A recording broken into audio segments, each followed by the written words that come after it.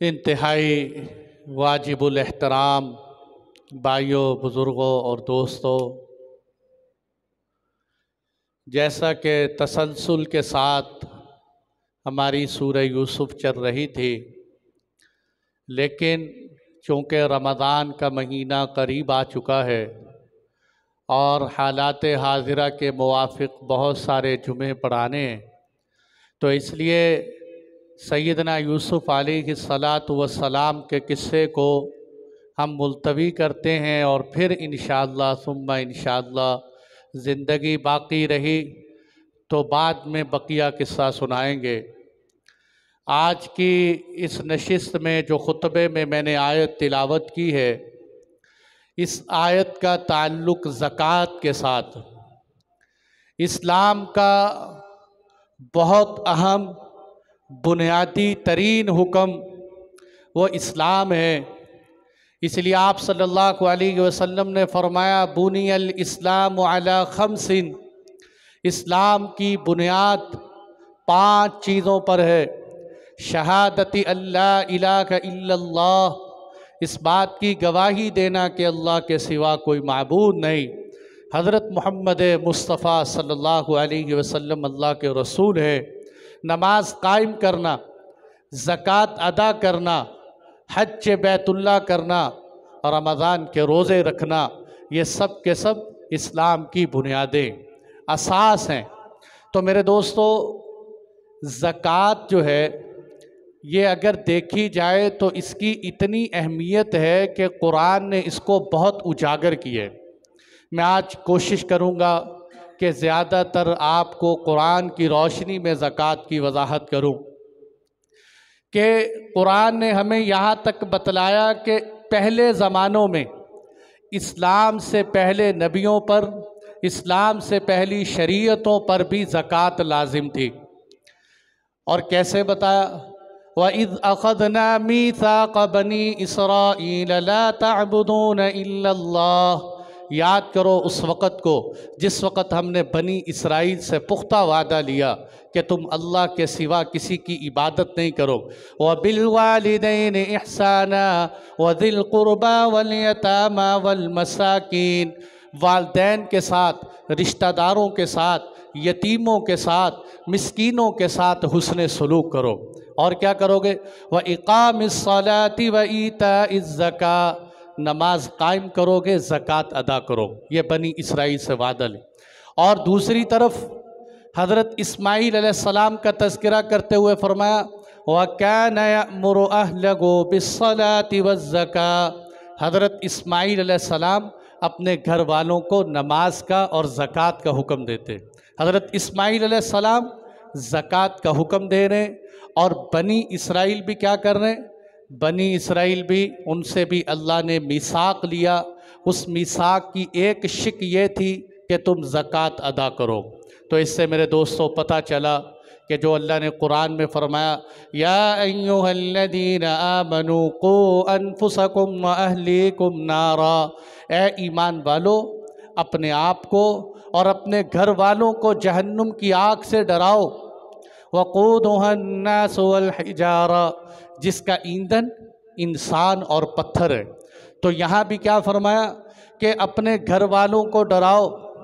डराने में सबसे पहले और अहम तरीन चीज़ क्या है, सबसे पहले और अहम तरीन चीज़ ये है कि अपने घर वालों को फ़राइज़ की ताकीद करो। फ़राइज़ जिसमें नमाज है, रोज़ा है, ज़कात है, हज है, कि अपने घर वालों को ताकीद करो। जैसे हम पूछते हैं ना लोगों से, अपने बच्चे से कि बेटा तूने नमाज़ पढ़ी, इसी तरह अपने घर में पूछना, बेटो तुमने ज़कात का हिसाब लगाया है, अपने माल की ज़कात दी है कि नहीं दी, इसका हिसाब लगाना। हज़रत ईसा अलैहिस्सलाम के तज़किरे में कुरान कहते हैं, व औसानी बिस्सलाति वज़्ज़काति मा दुम्तु हय्या, कि मैं नमाज और ज़कात अदा करूँगा जब तक मैं ज़िंदा रहूँ। तो इन सारी बातों से क्या पता, सूरह अंबिया में अल्लाह ताला ने कई पैगंबरों का तज़किरा करने के बाद फरमाया, इक़ामस्सलाति व ईताअज़्ज़का, कि वो नमाज कायम करते थे, ज़कात अदा करते, व कानू लना आबिदीन, हमारे नेक आदमी थे। तो मेरे दोस्तों क्या पता चला कि ज़कात सिर्फ इस उम्मत पर नहीं बल्कि पहली तमाम उम्मतों पर ज़कात लाजिम थी। अलबत्ता इस्लाम ने इस ज़कात को और ज़्यादा अहमियत दी। बहुत अहमियत कैसे दी? फरमाया कि ज़कात अल्लाह की रहमत का ज़रिया है। अकीमुस्सलात व आतुज़्ज़कात लअल्लकुम तुरहमून, तुम नमाज कायम करो, ज़कात अदा करो ताकि तुम पर अल्लाह का रहम नाजिल हो। अल्लाह की रहमत के उतरने का ज़रिया है नमाज को कायम करना, ज़कात को अदा करना। और दूसरी जगह क्या फरमाया कि जो शख्स ज़कात अदा करे क़यामत के दिन अल्लाह उसको अजर व सवाब भी देंगे, और वो जो घबराहट और खौफ का दिन होगा उस दिन उसे कोई गम और परेशानी नहीं होगी। इन्नल्लज़ीना आमनू व अमिलुस्सालिहाति व अक़ामुस्सलात व आतुज़्ज़कात लहुम अजरुहुम इंदा रब्बिहिम वला खौफुन अलैहिम वला हुम यहज़नून। उन पर कोई डर नहीं, उन पर कोई गम नहीं होगा। उस दिन अल्लाह की तरफ से उन पर रहमतें ही रहमतें उतर रही हों। और क्या फरमाया कि ज़कात देने से अल्लाह माल को बढ़ा देते हैं, घटाते नहीं। वमा आतैतुम मिर रिबल लियर्बु फी अमवालिन्नास फला यर्बु इंदल्लाह, कि जो शख्स माल देते हैं, सूद का माल, नाजायज़ जगहों पर माल लगाते हैं, वो तो बेचारे समझ रहे होते हैं कि हमारा माल बढ़ रहा है। अल्लाह फरमाते हैं बढ़ता नहीं, मैं खुदा कहता हूँ घटा देता हूँ, बढ़ता नहीं। देखो हम पैसा देते हैं ना, हमें तो यूँ लगता है जैसे हमारा माल दिन ब दिन तरक्की कर रहे, लेकिन अल्लाह फरमाते हैं मेरे यहाँ बढ़ता नहीं। क्या मतलब? तुम्हारा माल तरक्की करेगा, मैं तुम्हारे ऊपर हालात भेजूँगा, आफात भेजूँगा, मसाइब भेजूँगा। कभी चोरी डकैती के ज़रिए माल निकल गया, कभी जनाब आग लगी माल निकल गया, और कभी किसी तरह माल बहुत ज़्यादा है लेकिन दिल में चैन और सुकून नहीं। गाड़ी है बहुत अच्छी, कपड़े बेहतरीन किस्म के, आगे पीछे लोग फिरते हैं, लेकिन दिल में चैन और सुकून नहीं। रात को नींद नहीं आती, डिप्रेशन का मरीज़ है, कई गोलियां लेकर रात को खाते हैं। इसलिए अल्लाह फरमाते हैं जो तुम गलत जगह पर माल लगाते हो वो अल्लाह के यहाँ बढ़ने वाला नहीं, बल्कि वो तुम्हारी परेशानियों का ज़रिया बने। जैसे वो एक गुरु साहब जा रहे थे, उनके साथ एक चेला भी जा रहा। रास्ते में जाते हुए गुरुजी को चेला कहने लगा कि जनाब परेशानी बहुत है, डर बहुत लग रहा है जंगल के अंदर। उन्होंने कहा कोई बात नहीं, घबराओ नहीं, मैं तुम्हारे साथ हूँ। उससे फिर चलते रहे, फिर कहने लगा जनाब डर लग रहा है। उसने कहा भाई डरो नहीं, मैं तुम्हारे साथ हूँ। फिर तीसरी दफ़ा जनाब डर लग रहा है। उसने कहा कहीं तेरी जेब में पैसे तो नहीं? उसने कहा हाँ मेरे पास कुछ पैसे तो है। उसने कहा इसको उतार के फेंक दो। जब पैसे फेंके थोड़ा सा आगे चले, उसने कहा हाँ। कहता अब डर नहीं लगता, अब डर नहीं लगता। माल के आने से मसलों का हल नहीं, माल का जाना भी मसलों का नुकसान नहीं, ये परेशानी का बाइस नहीं। अल्लाह की तरफ से आफियत अगर अल्लाह बढ़ाने पे आए तो अल्लाह 10 से हज़ारों के काम बना दे, और अगर वो बिगाड़ने पे आए हज़ारों से 10 के मसले हल ना हो। वमा आतैतुम मिर रिबल लियर्बु फी अमवालिन्नास फला यर्बु इंदल्लाह वमा आतैतुम मिन ज़कातिन तुरीदून वजहल्लाह फउलाइका हुमुल मुज़इफ़ून।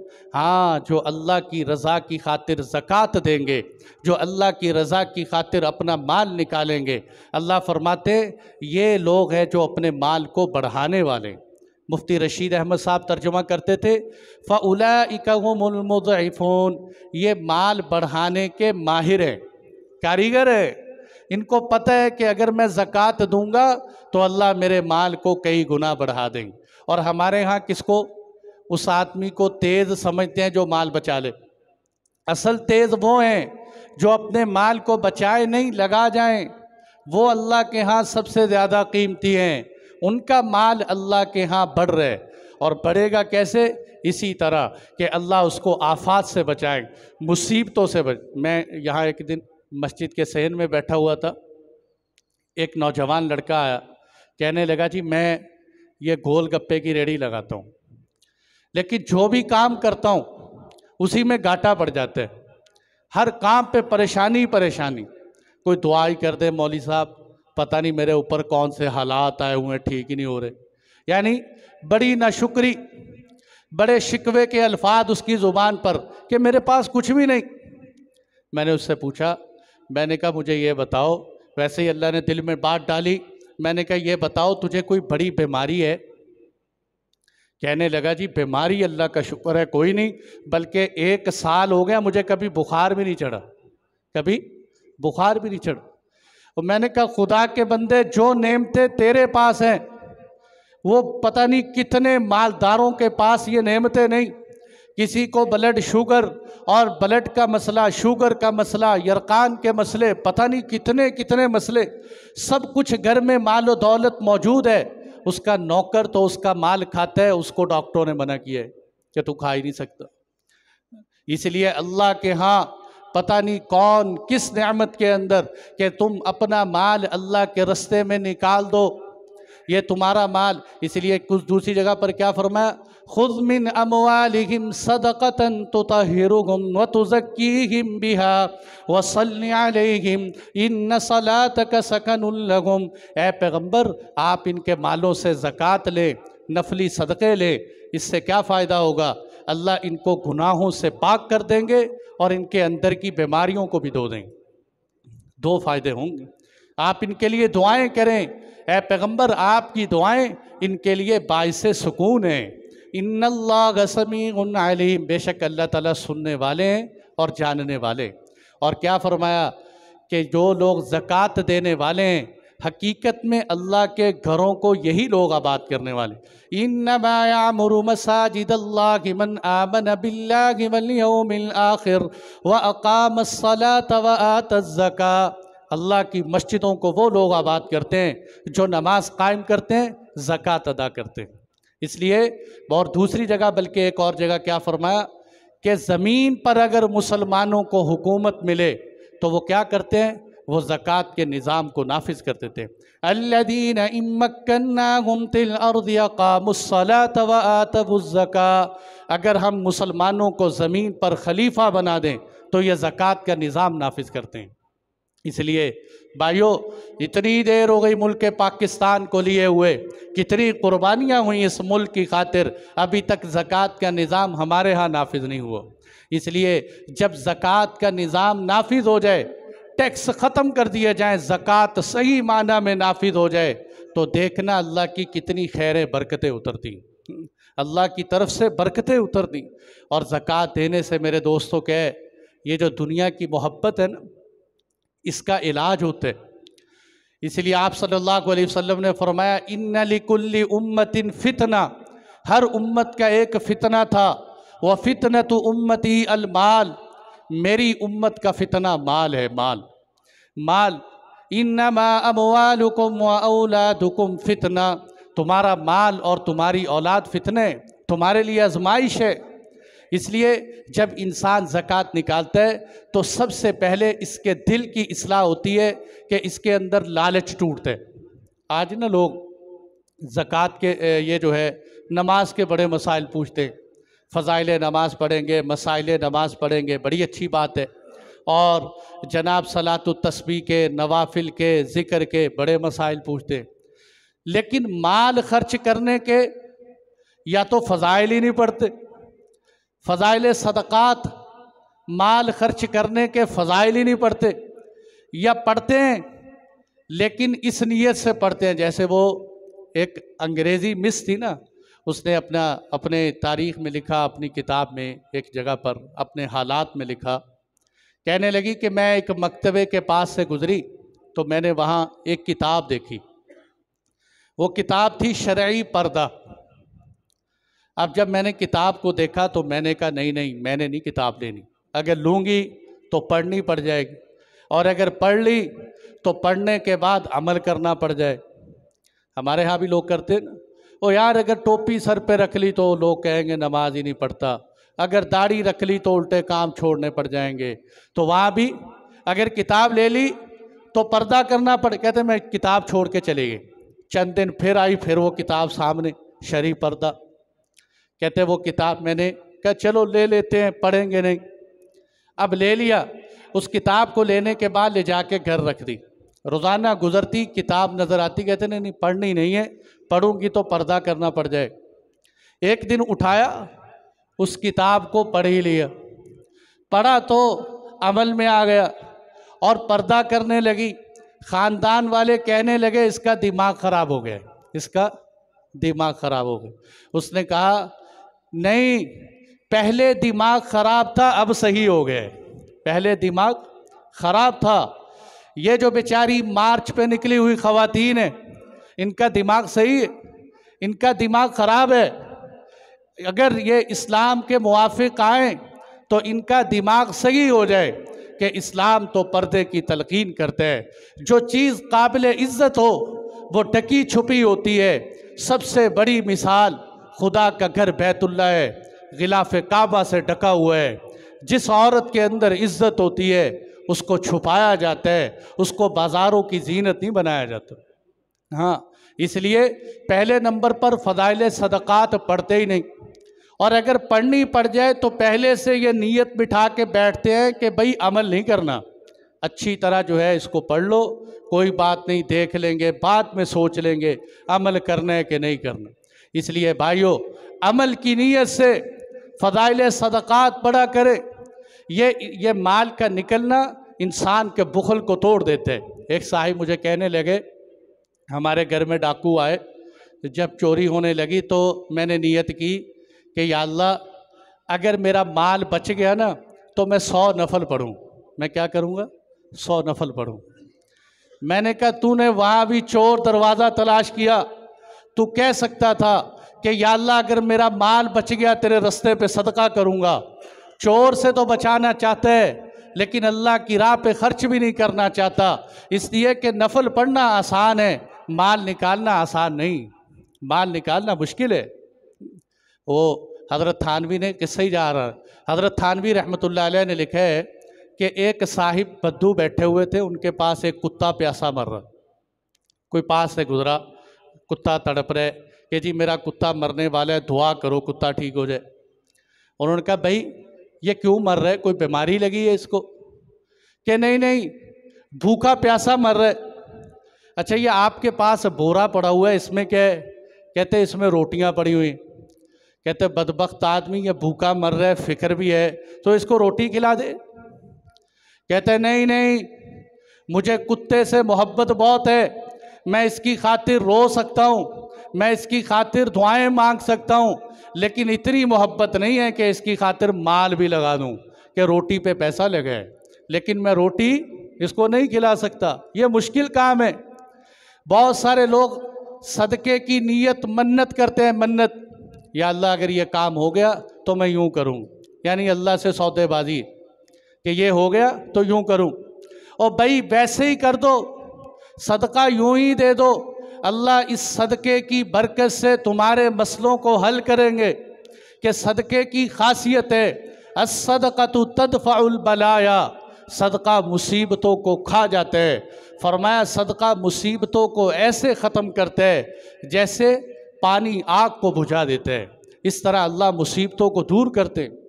इसलिए इस्लाम ने बार बार ज़कात, बल्कि हैरत की बात है 82 दफ़ा कुरान में ज़कात और नमाज का इकट्ठे तज़किरा है। नमाज और ज़कात, नमाज और ज़कात, क्यों? ताकि माल की मोहब्बत दिल से निकल जाए। इसलिए आप सल्लल्लाहु अलैहि वसल्लम ने एक जगह पर फरमाया इन्न फिल माली हक्कन सिवा ज़कात, आपने फरमाया ज़कात भी दिया करो, ज़कात के अलावा भी माल निकाला करो। ज़कात तो देनी ही देनी है, ज़कात के अलावा भी माल निकालो। आप सल्लल्लाहु अलैहि वसल्लम पर कुर्बान जाऊं कि अल्लाह के नबी हमें अपनी सीरत में दिखा कर गए। कैसा दिखाया? कि माल की मोहब्बत दिल से कैसे निकलती है। ख़ुद फ़क्र व फाका की ज़िंदगी गुजारी, ख़ुद मुशक्क़तों वाली ज़िंदगी गुजारी, लेकिन उम्मत पर माल खर्च कर कर के दिखाया आप सल्लल्लाहु अलैहि वसल्लम। इसलिए आप बार बार कहते थे अल्लाहुम्मा ला आइशा इल्ला आइशुल आखिरा, ऐ अल्लाह ये दुनिया की ज़िंदगी कोई ज़िंदगी नहीं, असल तो आखिरत की ज़िंदगी है, वहाँ जाना है। आप सल्लल्लाहु अलैहि वसल्लम ने, बीवियों ने, अज़वाज मुतहरात ने अल्लाह के महबूब से कुछ तकाज़ा किया कि अल्लाह के नबी हमें कुछ दे दे। तो अल्लाह ने कुरान की आयतें उतार दी, या अय्युहन नबी कुल लि अज़वाजिक इन कुन्तुन्न तुरिदनल हयातद दुनिया व ज़ीनतहा फ़तआलैन उमत्तिअकुन्न व उसर्रिहकुन्न सराहन जमीला। ऐ पैगम्बर की बीवियों, अगर तुम दुनिया की जीनत चाहती हो, दुनिया का माल दौलत चाहती हो, तो आओ मैं तुम्हें कुछ माल दौलत दे देता हूँ और तुम्हें रुख्सत कर देता हूँ। इसलिए कि पैगम्बर का घर और माल दौलत इकट्ठे नहीं होते। और व इन कुन्तुन्न तुरिदनल्लाह व रसूलहू वद्दारल आखिरा, अगर अल्लाह को, अल्लाह के रसूल को, आखिरत को चाहती हो तो फिर क्या मिलेगा? फ़ इन्नल्लाह अअद्द लिल मुहसिनाति मिनकुन्न अजरन अज़ीमा, कि अल्लाह ने नेक औरतों के लिए बहुत बड़ा अजर रखा है, अल्लाह ने अजर व सवाब रखे। अब अल्लाह के नबी ने जब अज़वाज मुतहरात से ये कहा तो अज़वाज मुतहरात ने फ़ौरन क्या कहा? उन्होंने कहा नहीं नहीं, ऐ अल्लाह के नबी हम तो आपके साथ रहेंगे, हम माल व दौलत को तरजीह नहीं देंगी, हम आपके साथ रहने को तरजीह देंगे। अच्छा, अब अज़वाज मुतहरात के घराने की ज़िंदगी क्या थी? अल्लाह हिफाजत फरमाए, अल्लाह के महबूब सल्लल्लाहु अलैहि वसल्लम की ज़िंदगी पढ़कर खुदा की कसम दिल आंसू रोते हैं। अल्लाह के महबूब की ज़िंदगी, घराना, आप सल्लल्लाहु अलैहि वसल्लम के घर की ज़िंदगी सुनो, क्या फरमाया आपने? अम्मा आयशा फरमाती हैं अल्लाह के नबी के घर का हाल ये था कि कभी भी हम अज़वाज मुतहरात ने जौ की रोटी पेट भर के नहीं खाई। 1 महीना गुजर जाता, 2 महीने गुजर जाते, नबी के घर के अंदर खाने को कुछ नहीं होता। कभी ऐसा हुआ कि खजूर हो जाती, उस पर गुजारा कर लेते, कभी पानी मिलता तो उस पर गुजारा कर देते। और आगे अजीब अल्फाज फरमाया अल्लाह के महबूब जब वफ़ात पा गए, बड़े से बड़ा गरीब भी मरता है ना, माले वरासत छोड़ के जाते हैं। जब अल्लाह के महबूब फौत हुए, इमामुल अंबिया, सारी दुनिया के सरदार हैं, आप सल्लल्लाहु अलैहि वसल्लम से लाडला और चहेता अल्लाह का कोई नहीं। लेकिन घर का हाल ये है कि जिस वक़्त अल्लाह के नबी फौत हुए, आपके घर के अंदर अम्मा फरमाती है कोई ऐसी चीज़ नहीं थी जिसको जानदार खा सकें, कोई ऐसी चीज़ नहीं थी जिसको जानदार खा सकें सिवाय रोटी के एक टुकड़े के जो मेरी अलमारी में रखा हुआ था, सिवाय रोटी के एक टुकड़े के जो मेरी अलमारी में रखा हो। ऐ अल्लाह के नबी, क्या आपके लिए ओहद पहाड़ को सोने का बना दें? आप सल्लल्लाहु अलैहि वसल्लम ने फरमाया नहीं नहीं, मुझे एक वक़्त का मिले मैं खा लूँ, इस पे अल्लाह का शुक्र अदा करूँ, और जब मुझे न मिले तो मैं अल्लाह को याद करूँ। मैं तो ये ज़िंदगी गुजारना चाहता हूँ।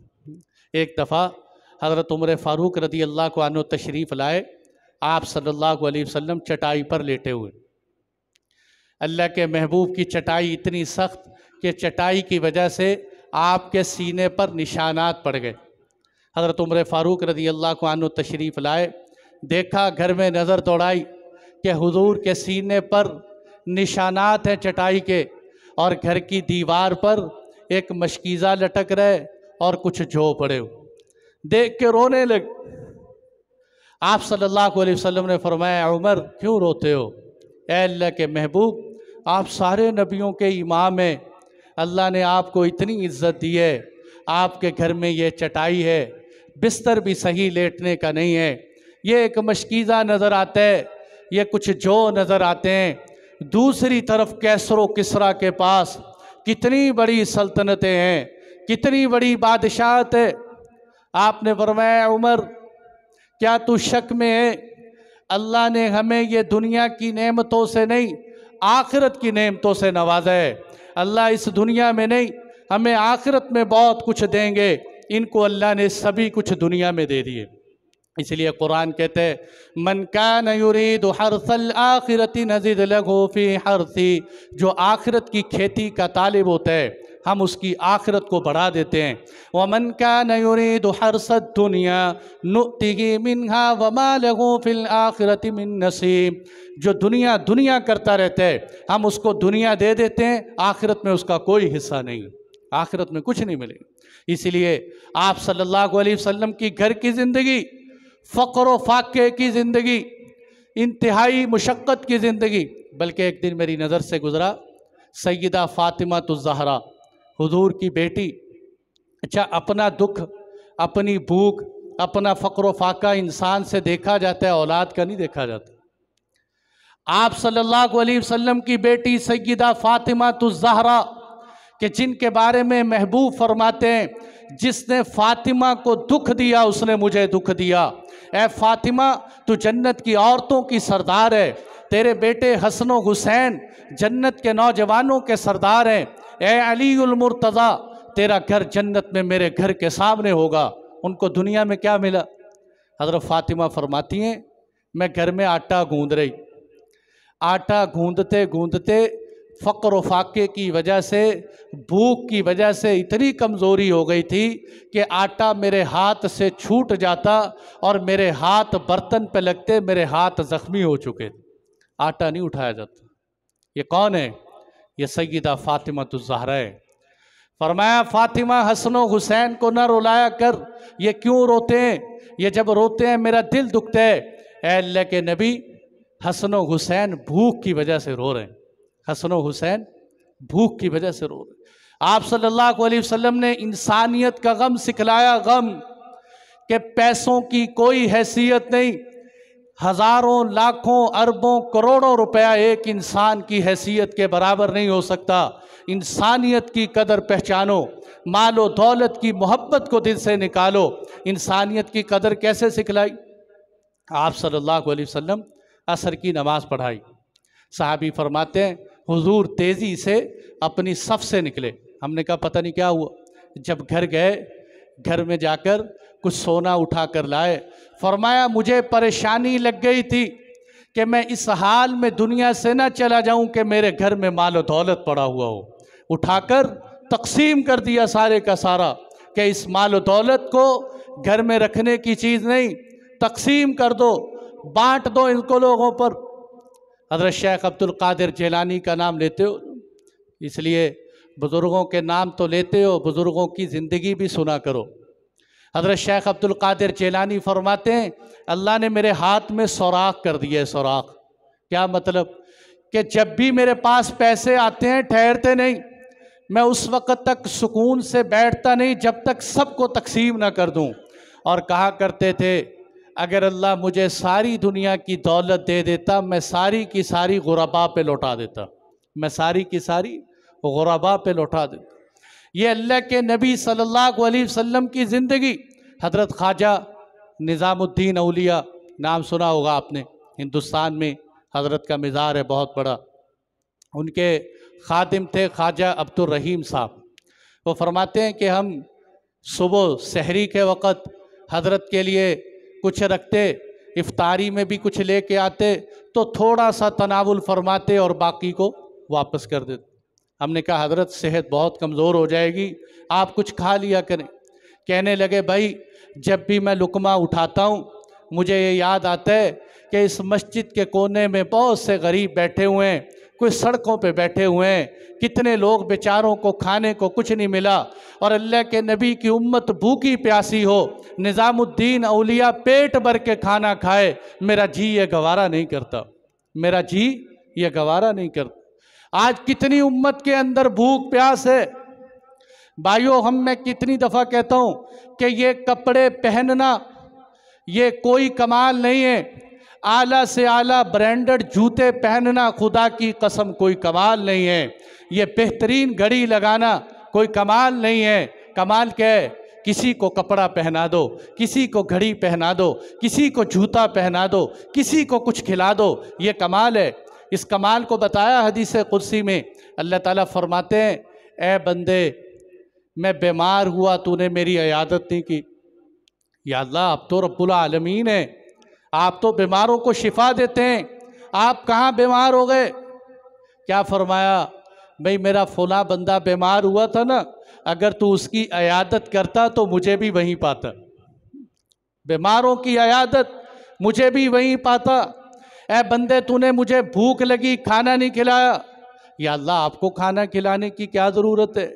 अल्लाह ताला फरमाएंगे एक भूखा तेरे दरवाज़े पे आया था, अगर तू उसको खाना खिला देता मुझे भी वहीं पाता।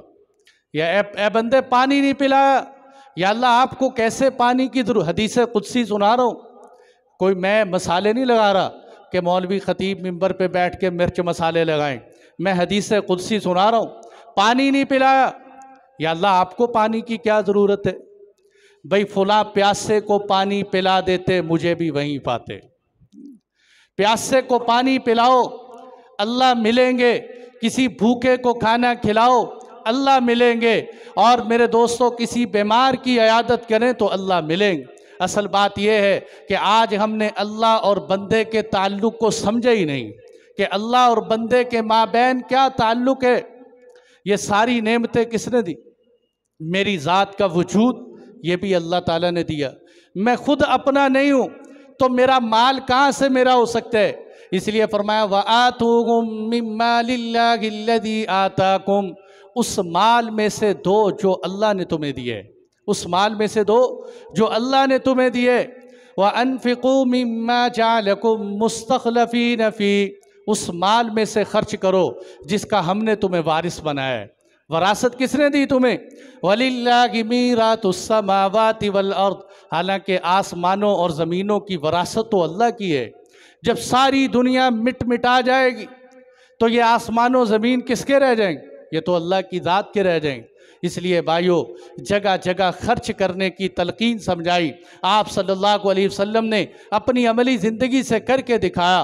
ख्वाजा निज़ामुद्दीन की मैं बात सुना रहा कि मैं गवारा ही नहीं करता कि लोग भूखे प्यासे रहें। जब वफ़ात का वक़्त आया, दुनिया से रुखसत होने लगे, अपने सब खुद्दाम को, मशाइख को, खुलफा को इकट्ठा किया। कहने लगे देखो भाई मेरे घर के अंदर कोई चीज़ बाकी तो नहीं बची। उन्होंने कहा हज़रत सब चीज़, उनके एक खादिम था उसका नाम था इकबाल, कि इकबाल मेरे ख़जाने में कोई चीज़ तो नहीं बची? नहीं हज़रत सब कुछ दे दिया, बस थोड़ा सा गल्ला है जो मुरीदीन के लिए बचा के रखे। हज़रत ने फरमाया इसको भी खर्च करो, खोल दो ताले, ऐलान कर दो कि जो जो चाहते है गल्ला ले जाए, मेरे इस कमरे को साफ़ कर दे। मैं अल्लाह से खाली होकर मिलना चाहता हूँ, मैं अल्लाह से साफ़ सुथरा होकर मिलना चाहता हूँ, माल दौलत साथ नहीं ले जाना चाहता। आप सल्लल्लाहु अलैहि वसल्लम, ये बिल्कुल वो सुन्नत है। अल्लाह के महबूब और अम्मा आयशा बैठे हुए, आपने फरमाया आयशा मेरे घर में कुछ है तो नहीं? अल्लाह के नबी कुछ 6-7 दीनार है। फरमाया आयशा इसको खर्च कर दो। अच्छा अल्लाह के नबी खर्च करती हूँ। अम्मा फरमाती हैं हुजूर की बीमारी की देखभाल की वजह से मैं खर्च करने में ताख़ीर हो गई। फिर आपने फरमाया आयशा क्या किया? अल्लाह के नबी ताख़ीर हो गई। फरमाया लाओ उन दिनारों को। अल्लाह के महबूब ने अपने हाथ में रखे और फरमाने लगे कि अगर मैं इसी हालत में दुनिया से चला गया तो अल्लाह को क्या जवाब दूँ? अगर मैं इसी हालत से दुनिया से चला गया तो अल्लाह को क्या जवाब दूँ? ये वो लोग हैं मेरे दोस्तों अल्लाह के महबूब के जिन्होंने सखावत के दरिया बहाए, अपनी सारी जमा पूंजी लगा दी अल्लाह के रास्ते में, और फिर भी अल्लाह के सामने जाते हुए परेशान। तो इसलिए भाइयों ज़कात क्या है? निकाल दो अपना माल, सदक़े भी दो, इस उम्मत पे खर्च करो कि ऊपर वाला हाथ नीचे वाले हाथ से बेहतर होते हैं। किसी के घर में वो लतीफ़ा है ना, कहते हैं कि साहिब जो है ना वो आए, बच्चा माँ को कहने लगा माँ आज मैंने इतना खाया दीवार पकड़ के आया हूँ, आया ही नहीं जाता। वो माँ कहने लगी बेटा तूने क्या कमाल किया है, तेरा अब्बा तो इतना खाता था उसको चारपाई पे उठा के लाते, वो सही खाता। आज मेरे दोस्तों हम किसी के यहाँ खा जाने को कमाल समझते हैं। खिलाओ भाई, अपनी ज़ात पर फ़क्र फाका बर्दाश्त करके निकालो माल को। और अजीब वाक़या याद आया, ये कुछ दिन पहले तैयब उर्दगान ने अपने लाखों के मजमे में ये वाक़या सुनाया, मैं आपको भी सुना रहा हूँ। अभी याद आया मिंबर पे बैठे हुए। ये मंगोल सल्तनत जो है ना, इसका बानी है चंगेज़ खान। चंगेज़ खान का पोता है हलाकू खान। हलाकू खान ने जब बगदाद पे हमला किया और ये तैयब उर्दगान अपनी कौम की तरबियत कर रहे, क्योंकि वहाँ ज़लज़ला आया, हालात आए और बड़ी परेशानी थी, तो उस पर उन्होंने अपनी कौम को आमादा किया। क्या कहते, ये वाक़या हमने पहले भी पढ़ा था कि चंगेज़ खान का पोता हलाकू खान जब बगदाद पे इसने चढ़ाई की, बड़े ही जुल्म सितम किया। बाज़ रिवायतों के मुआफिक 2 लाख और बाज़ में आता है इसने 4 लाख लोगों का कत्ल किया। बहुत कत्ल, बड़े बड़े कुतुब खाने जला के रख दिए और तमाम मदारिस, मकातिब और जो जो निशानात थे सब मिटा दिए। आखिर पे कहने लगा, मैं बगदाद के सबसे बड़े आलिम से मिलना चाहता हूँ। अब जो इतना बड़ा जालिम हो, उससे मौलवी मिलने जाए कि पता नहीं मेरी भी गर्दन उड़ा दे। तो एक तालिब इल्म, कादिहान उसका नाम था, पढ़ रहा था, उसने कहा मैं जाता हूँ मिलने के लिए। जब ये गया हलाकू के पास, तो जाते हुए अपने साथ एक ऊँट ले गया, एक बकरा ले गया और एक मुर्ग साथ ले गया। वहाँ जाके हलाकू से मुलाकात हुई। हलाकू ने कहा बगदाद में यही मिले और कोई नहीं मिला, ये मुझसे बात करने के लिए आया, किसी और को लाओ। उसने कहा जनाब, अगर कोई मुझसे बड़ा चाहिए तो बाहर ऊँट खड़ा है, उसको बुला लो, और अगर कोई मुझसे अच्छी आवाज़ वाला चाहिए, बाहर मुर्ग खड़ा है, उसको बुला लो, और अगर तुम्हें दाढ़ी टोपी वाला चाहिए तो बकरे की भी दाढ़ी है, बकरे को बुला लो, इनको बुला लो, बात हल कर लेंगे। उसने कहा नहीं, बंदा समझदार है, ये बात करने के काबिल है। सुनो मेरे दोस्तों, इस जुमलों के अंदर, वाक़े के अंदर मैं समझता हूँ कौमों का उरूज व ज़वाल छुपा हुआ है। उससे पूछा हलाकू ने, क्या तू बता सकते है कि मैं यहाँ क्यों आया? यानी मैं तुम्हारे ऊपर जालिम बन के मुसल्लत हुआ, कहर बना, मैंने तुम्हारे लोगों को कत्लो किताल किया, खून बहा दिए, मैं क्यों आया?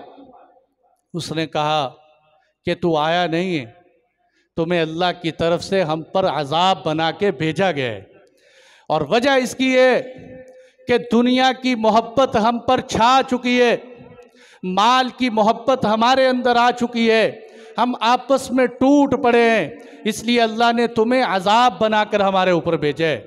हलाकू कहने लगा, अच्छा ये बताओ कि मैं यहाँ से निकलूँगा कैसे? उसने कहा कोई मुश्किल नहीं, जिस दिन मुसलमान सीधे हो गए, इनके दिलों से माल की मोहब्बत निकल गई, और जिस दिन ये आपस में इकट्ठे हो गए, अल्लाह तुम्हें बाहर फेंक देंगे निकाल के, अल्लाह तुम्हें इस बगदाद से बाहर निकाल देंगे। इसीलिए मेरे दोस्तों, जब माल की मोहब्बत छा जाती है, अल्लाह उन कौमों को कभी तरक्की और आज़ादी नहीं देते।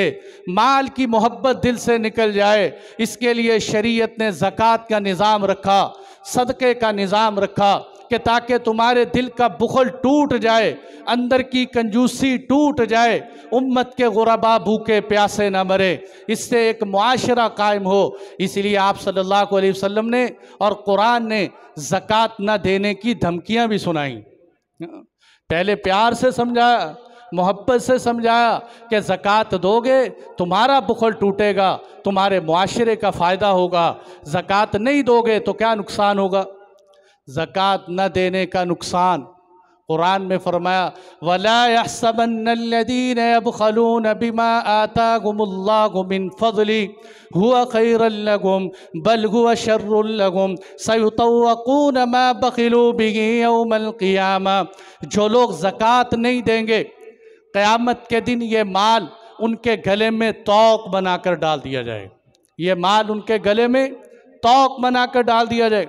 दूसरी जगह फरमाया, इन्नल्लज़ीना यक्निज़ून अज़्ज़हब वल फ़िज़्ज़ा, वो लोग जो सोना चांदी इकट्ठा करके रखते हैं, वला युनफ़िक़ूनहा फ़ी सबीलिल्लाह, अल्लाह के रास्ते में खर्च नहीं करते, फ़बश्शिरहुम बिअज़ाबिन अलीम, उनको दर्दनाक अज़ाब की बशारत सुना दें। यौम युहमा अलैहा फ़ी नारि जहन्नम फ़तुक्वा बिहा जिबाहुहुम व जुनूबुहुम व ज़ुहूरुहुम। क़यामत के दिन उन तख्तियों को लाया जाए, उस सोने को लाया जाए, उसको तपाया जाएगा, और उसको तपाकर इसके चेहरे पर, इसकी पेशानी पर, इसके पहलू पर, इसकी पुश्तों पर फेर दिया जाए। और क्या कहा जाए, हाज़ा मा कनज़्तुम लिअन्फुसिकुम फ़ज़ूक़ू मा कुन्तुम तकनिज़ून। ये है वो सोना और चांदी जिसकी तुम ज़कात नहीं देते, समेटो इसको, चखो इसका मज़ा, इस माल दौलत का। इसलिए भाइयों, अपने मालों की ज़कात का हिसाब लगाओ। आप सल्लल्लाहु अलैहि वसल्लम ने फरमाया, जो ज़कात नहीं देगा क़यामत के दिन ये उसका माल एक गंजे सांप की शक्ल में आएगा, जिस पर 2 स्याह नुक्ते होंगे। ये इंसान के एक नीचे वाले जबड़े को ऊपर हाथ पकड़ कर कहेगा, मैं वो तुम्हारा माल हूँ जिसको तूने समेट कर रखा, मैं तेरा माल हूँ। हज़रत उम्मे सलमा रज़ी अल्लाहु अन्हा आई, आपके हाथ में कंगन था। अल्लाह के महबूब ने फरमाया, ए उम्मे सलमा, इस कंगन की ज़कात दिए? अल्लाह के नबी नहीं दी। आपने फरमाया, उम्मे सलमा, अगर ज़कात न दोगी तो इस सोने के बदले में जहन्नुम के कंगन पहनाए जाएंगे, इस सोने के बदले में जहन्नुम के कंगन पहनाए जाएं। आज भाइयों, सोने का रेट तो पता करते हैं, माशाल्लाह जी मेरे पास तोला पड़ा हुआ है, आज इतना रेट तरक्की कर गया। और भाइयों, सोने की ज़कात का भी हिसाब लगाओ। और हर बंदा, मैं ये बार बार कहता हूँ, जुमा समेटते हैं, हर दफ़ा मैं कहता हूँ, हमारे में से जिस बंदे के हालात सुन लो, ऐसा लगता है कि इस बेचारे पे ज़कात वाजिब नहीं बल्कि ये ज़कात लेने का मुस्तहिक है। हालात हर बंदा इतने सुनाते हैं, ऐसे लगता है जैसे मौलवी और मुफ्ती ही सबसे बड़ा मालदार है, बाकी सब मुस्तहिकीन बैठे हुए हैं। तो भाइयों, क्या है, अपने आप को ये ना कहो मैं गरीब हूँ, शरीयत की नज़र में देखो मैं कितना गरीब हूँ। शरीयत किसको गरीब कहती है? शरीयत किस पर ज़कात लाजिम करती है? इसलिए जिस शख्स के पास, सुनो मैं सुना रहा हूँ फिर समेट देते हैं, ज़कात किस पर लाजिम होती है, आसान बता रहा हूँ। सोना, 4 किस्म का माल जिस बंदे के पास है उस पर ज़कात लाजिम। सोना नंबर 1 गोल्ड, ये सोना जेवर की शक्ल में हो, सोना बिस्किट की शक्ल में हो, जो भी सोना हो। इसलिए मैं वजाहत कर रहा हूँ कि सोने से सोना लेट जाना मुराद नहीं, गोल्ड सोना, ये सोना जिस शक्ल में भी हो, इस पर हर सूरत में, औरतें आम तौर पे धोखे में हैं कि मैंने तो जेवर पहना हुआ है।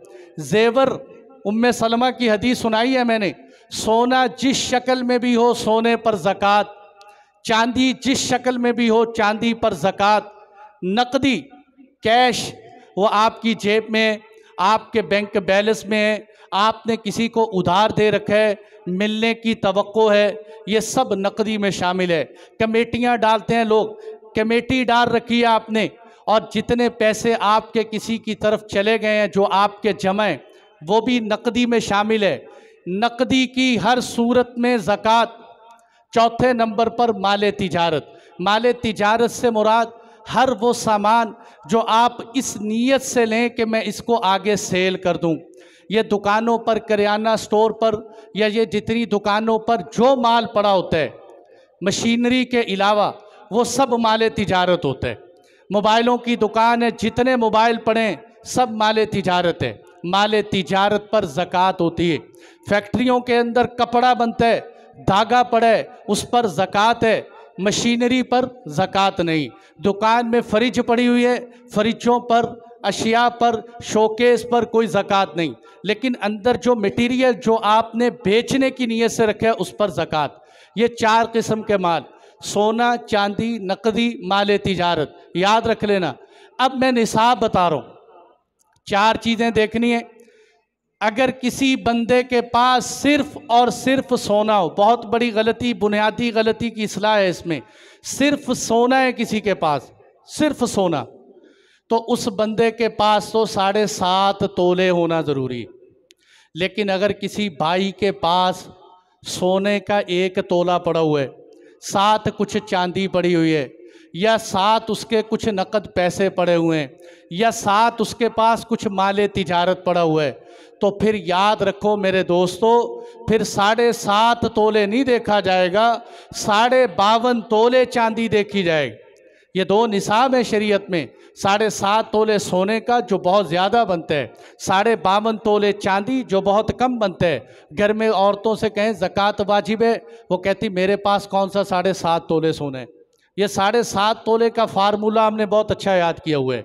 लेकिन मेरे दोस्तों ये बात समझने की है कि सोना सिर्फ़ और सिर्फ सोना हो, और ऐसा होता नहीं है कि किसी के पास सोना हो चंद पैसे ना हो। अगर सोना है 10 रुपये भी आपके पास इजाफी बचे हुए हैं, तो मेरे दोस्तों अब 52.5 तोले चांदी का हिसाब लगे। अब आप देख लें, अगर चारों चीज़ें मौजूद हैं या इनमें से कोई 2 मौजूद हैं, 52.5 तोले चांदी के बराबर हैं, तो ज़कात लाजिम है। ज़कात का हिसाब लगाएं और अल्लाह के रास्ते में ज़कात दें। ज़कात पर साल गुजरने का मतलब क्या है? ये नहीं है कि जो जो पैसा आए उस पर साल गुजरे। देखो आज की तारीख में मेरे पास 1 लाख रुपए आ गए। अब मैं अपने पास तारीख नोट कर लूँ कि भाई आज के बाद से मेरे ऊपर ज़कात लाजिम हो चुकी। 70-80 हज़ार रुपये वाले पर ज़कात लाजिम हो जाती है। मैं चलो लाख की मिसाल दे देता हूँ। 1 लाख रुपया मेरे पास आ गया, मैं तारीख नोट कर लूँ कि आज की डेट में मैं मालिक बन चुका हूँ, मेरे ऊपर ज़कात लाजिम हो चुकी। अब अगले साल इसी तारीख को मैं कॉपी पेंसिल लेकर हिसाब करूं, दरमियान में आया गया, कितना कमाया, कितना कम हुआ, इसके हिसाब लगाने की कोई ज़रूरत नहीं।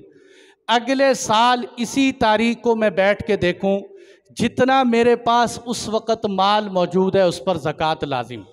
ये इसलिए बता रहा हूँ कि अगर इस तारीख से 1 दिन पहले रात को, अगले साल रात को मेरे पास 10-11 लाख रुपया आ गया, मैंने कोई सौदा किया, 10-11 लाख आ गया, तो ये नहीं है कि इस 10-11 लाख पर भी 1 साल गुजरेगा तो ज़कात होगी।